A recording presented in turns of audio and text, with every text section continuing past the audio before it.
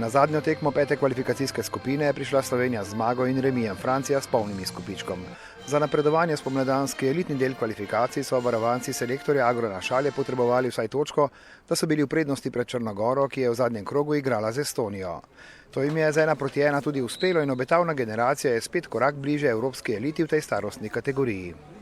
Ja, v tej starostni kategoriji smo mi konkurenčni, sigurno, tudi najboljšim evropskim reprezentancem. Ne samo ta generacija, tudi leto dni starejša generacija je lansko leto bila korak do uvrstitve na evropsko prvenstvo, ne vem, na elitnem delu skupine igrala z eno Španijo, Belgijo, egal tekme, generacija še prej se je uvrstila, tako da smo sigurno blizu.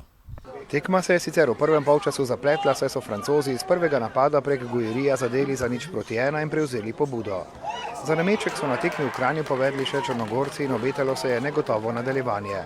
So pa slovenski naraščajniki v zadnjih minutah prvega dela željo nadgradili tudi s prvimi obetavnejšimi akcijami, ki so bile dobra naložba v drugi polčas. Ta se je začel sanjsko, s prekinitvijo in podajo Kurtoviča, strelom Stojinoviča in Kolobaričem, ki je odbito žogo pospravil v mrežo za velikih 1:1.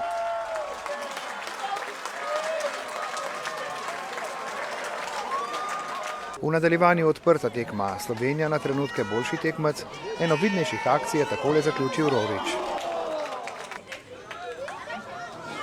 Francozi so bili na pragu zmagovitega zadetka s poskusom Gujerija, ki ni bil dovolj natančen in remi proti evropski nogometni velesili je postal realnost.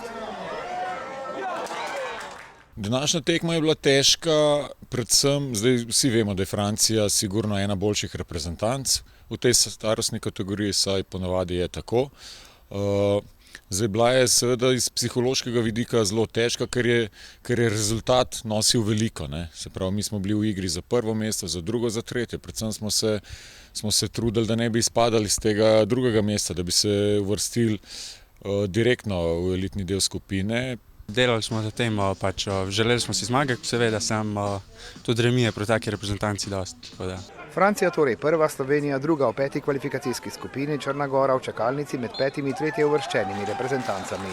V spomladanskem elitnem delu kvalifikacij se bo 32 reprezentanc potegovalo za 15 prostih mest na Evropskem prvenstvu, ki ga bo Hrvaška od 3. do 19. maja prihodnje leto gostila na stadionih v Istri in Kvarnerju. Ima Slovenija reprezentanco za Evropsko prvenstvo? Ja, zelo dobro se razumemo, dobro treniramo, tako da mislim, da pa tudi dokazujemo na tekmah, da lahko veliko naredimo.